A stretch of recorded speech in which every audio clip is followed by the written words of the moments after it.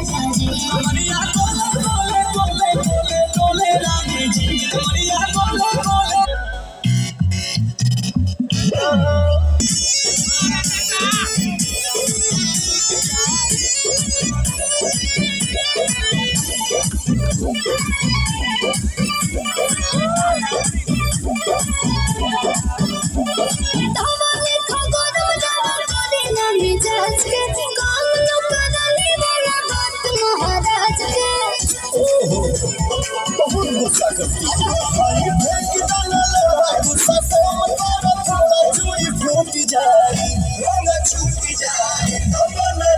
तोहरा राजा जी के दिलावा टूट जाई तोहरा राजा जी के दिलावा टूट जाई तोहरा पिया जी के दिलावा टूट जाई तोहरा राजा जी के दिलावा टूट जाई हमारा बबुनी